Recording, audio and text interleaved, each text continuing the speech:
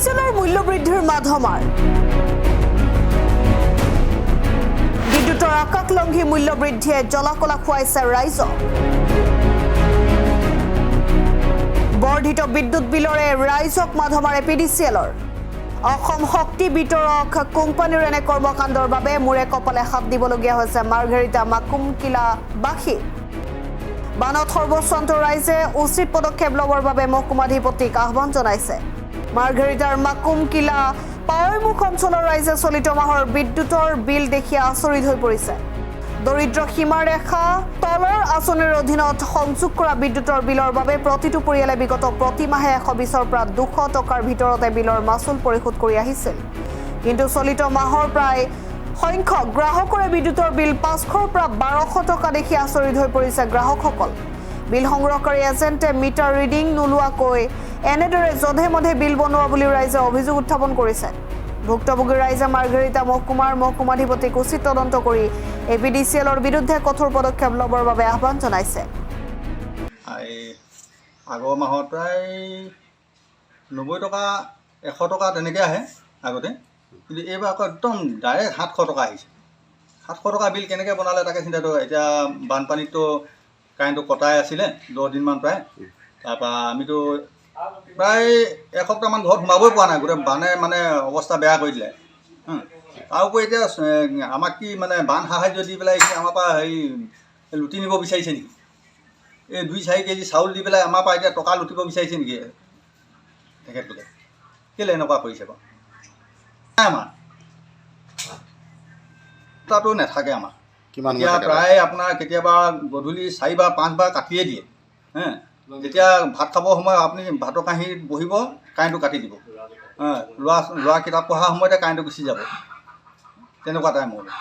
মানে লাইন নাথাকে প্ৰায় নাথাকে বিদ্যুৎ বিভাগে ক'ব নোৱাৰিছে মানে আগততো ইমান বিল নাহিছিলে এই বানপানী হোৱাৰ মানে হৈ থকা অৱস্থাত মানে কাৰেণ্টটো কাটিয়ে দিলে কিন্তু কাটি দিয়াৰ পিছত এতিয়া 700 টকা বিল আহিছে 700 টকা কেনেকৈ আহিবলৈ পালে ক'ত ৰিডিং কৰিবলৈ নহাকৈ ইমানখিনি পইচা কেনেকৈ বেছি হ'ল এই নাইকিয়া দৰিদ্ৰ মানুহক ডিঙি চেপি পিনে খোৱা নিচিনা কৰিছে বুজিছেনে কি কৰিবলৈ এইটো কাম কৰিছে আমাৰ স্থানীয় বিধায়ক আছে তেওঁলোকে কি চাই আছে এই মানুহখিনিক মাৰিবলৈ বিচাৰিছে নে কি কৰিবলৈ বিচাৰিছে চাওকচোন আমাৰ এনেই অৱস্থা নাই ৰাস্তা পদূলিও ঠিক নাই তাতে কাৰেণ্টটো গধূলি গুচি যায়গৈ কিমান দেৰিলৈকে নাহে ল'ৰা যেতিয়া পঢ়িব হয় এই ভাত পানী ৰান্ধিব হয় কিবা কৰিবলৈ হয় তেতিয়া কাৰেণ্টটো নাথাকেই আকৌ প্লাছ কি হ'ল আপোনাৰ মাজে মাজে খিটিক কাটিয়ে থাকে কাৰেণ্টটো ইমান যদি মানুহক এনেকুৱা কৰিলে মানে বিলনো ক'ৰ পৰা দিব পাৰে মানুহে তাতে খাবলৈ কৰিবলৈ নাইকিয়া দৰিদ্ৰ মানুহ দুখীয়া BPL মানুহ কেনেকৈ চলিব এনেকৈ হ'লে মানে যোৱা মাহতকৈ বহুত বেছি হৈছে যোৱা মাহত একদম কম আছিলে এতিয়া যোৱা মাহত কিমান আছিলে আপোনাৰ যোৱা মাহত এই চাই লওক এইখন বিল 146 আহিছিলে যোৱা মাহত এতিয়া চাওক 700 টকা বিলটো বেছি আহিছে এইবাৰ প্ৰতি মাহে আগৰ এইবাৰতকৈ প্ৰতি মাহে আমাৰ 123 টকা বা 30 টকা বা কাৰোবাৰ 100-150 আপোনাৰ 90 টকা 80 টকা 200 টকাৰ ভিতৰতে চবৰ বিল আহে কিন্তু এইবাৰ কোনো ৰিডিং নোলোৱাকৈ মাৰ্ঘেৰিটাৰ যি আমাৰ থাৰ্মেল আছে থাৰ্মেলৰ কোনো ব্যক্তি অহা নাই ৰিডিং ল'বলৈ আগত যেনেকৈ ৰিডিং লৈ লগে লগে স্পটতে বিলখন উলিয়াই দিয়ে ৰিডিং নোলোৱাকৈ তেখেতসকলে অফিচৰ পৰা কেইধৰণে বিল বনালে একদম চবৰ মানে 700 টকাৰ ওপৰত প্ৰায় 1200-1500লৈকে আহিছে একদম মিনিমামটো 700 টকা তো যোৱাবাৰ যিহেতু আপোনালোকে দেখিছে জানেই যে গোটেই সমষ্টিত বানপানীত বুৰ গৈছিলে আমাৰ ইয়াতো বানপানীত সেই সময়ত কাৰেণ্ট কটা আছিলে কাৰেণ্ট কাটি থোৱা আছিলে আৰু কিমান দিন কাটি থোৱা আছিলে কাৰেণ্টটো প্ৰায় 10 দিনমান কটা আছিলে তাৰপিছত বানত জুৰুলা হোৱা মানুহখিনিক আকৌ ওপৰিঞ্চি তেখেতসকলে ৰিডিং নোলোৱাকৈ ইমান বিল পঠিয়াই দিছে কমহে হ'ব লাগিছিলে যিহেতু কাৰেণ্ট কটা আছিলে কম হ'ব লাগিছিলে তাৰ বিপৰীতে কিন্তু বিল একদম অদ্ভুত মানে আচৰিত ধৰণৰ পঠিয়াই দিছে গতিকে আমাৰ গাঁৱৰ ৰাইজে এতিয়া চব দৰিদ্ৰ BPL হয় তেখেতসকলে আমি কেনেকৈ বিল দিম এটা মোৰে 766 টকা বিল আহিছে মোৰ প্ৰতি মাহে 123 টকা 25 টকা 20 টকা এনেকুৱা আহে কিন্তু 700 টকা ডাইৰেক্ট আহি গৈছে তো আমি জানিব বিচাৰিম যে মাৰ্ঘেৰিটা বিদ্যুৎ বিভাগে থাৰ্মেলে কি ধৰণে অফিচত বহি কিনি কনজিউমাৰসকলৰ বিল বনাইছে তেখেতসকলে কি আমাক মানে গাঁৱলীয়া অকৰা অজলা পাই লুটি পুটি খাম বুলি ভাবিছে নেকি? গতিকে মাৰ্ঘেৰিটা মহকুমা ধিপতি মহোদয়ক আমি অনুৰোধ জনাইছোঁ, স্থানীয় বিধায়কগৰাকীক অনুৰোধ জনাইছোঁ, এই ক্ষেত্ৰত বিশেষ ব্যৱস্থা এটা গ্ৰহণ কৰিব লাগে। যিহেতু গাঁৱৰ ৰাইজ সহজ সৰল, আৰু সহজ সৰলৰ এটা সুবিধা লৈ মাৰ্ঘেৰিটা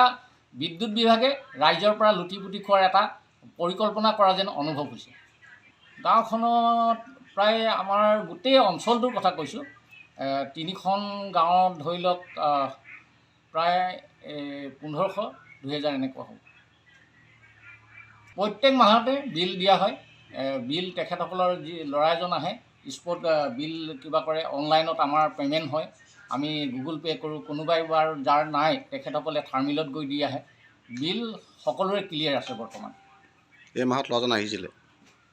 এই মাহত কোনো ৰিডিং ল'বলৈ অহা নাই, কোনো ল'ৰা পঠিয়া নাই, কিন্তু অফিচৰ পৰা বিলখন বনাই পঠিয়াইছে। অফিচৰ পৰা বিলখন পঠিয়াইছে আৰু বনাইছে। পূৰ্বৰ প্ৰিভিয়াছ যিটো বিল আছিলে তেখেতসকলে ল'ৰা পঠিয়াব পৰা নাই বা কিবা হৈছে,